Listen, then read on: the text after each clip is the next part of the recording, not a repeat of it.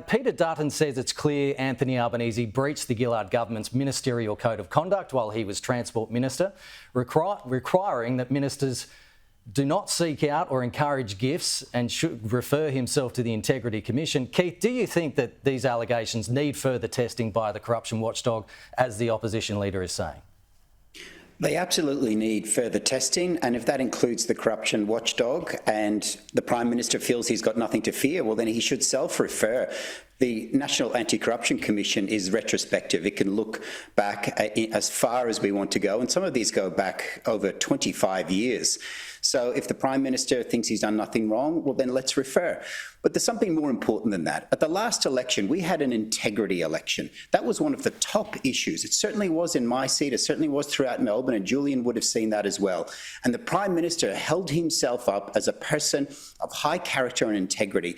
And there is now a cloud and a question over him. And that is because of the choices he has made. So he should make this one choice and have the National Anti-Corruption Commission look at it. Julian, 7 Labor ministers and assistant ministers were given Qantas upgrades after the government decided to stop Qatar from expanding into Australia, which experts believe would have brought down the cost of airfares. Economy to first class, some on international flights. That's not a good look, is it? Well, I mean, in relation to the Prime Minister, this stuff goes back exactly as Keith said, 20, 25 years. And gee, what an investigation. It's all been declared on the parliamentary register. Same as the propositions that you just put.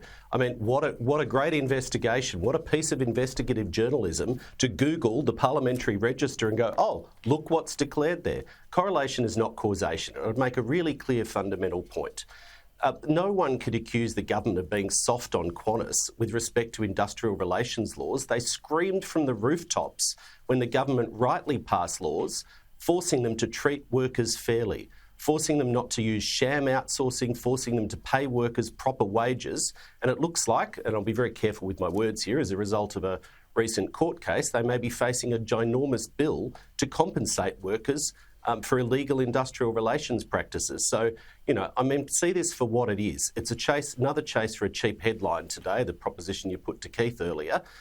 This stuff's been on the public record for, 20, 25 years. A little bit of hypocrisy too.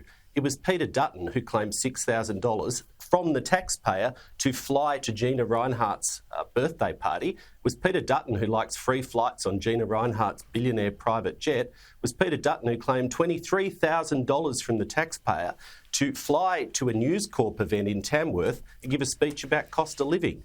I mean, it's a little bit hypocritical and a bit rich. Yeah, just on that, Keith, the Prime Minister, in his attempt to deflect, said that Peter Dutton took private jet flights with billionaire Gina Rinehart, but he seemed to also forget that he took a private helicopter flight with billionaire Lindsay Fox. Well, here we are on the eve of a federal election, and we still have this government pretending like they're in opposition, where they get asked legitimate questions and they engage in whataboutism, and we've just heard that then. This relationship with Qantas isn't just a normal relationship. Let's remember the referendum that we just had, and we had a commercial airline cover their planes in one position. Even though many of their staff, many of their customers have an entirely opposite position. That wasn't normal. The relationship between the CEO of Qantas and the Prime Minister was not normal. To pick up the phone and personally request an upgrade is not business as usual, and it should be investigated, and it doesn't pass the pub test, and Julian knows that. Julian, your response? Nothing to say. I mean, he completely avoided the point you just put to him. Nothing to say about Gina Rinehart and private jets. Nothing to say about free flights on billionaire private jets. I don't know. Influencing the oppositions on mining policy, on IR policy. I mean, it's ridiculous.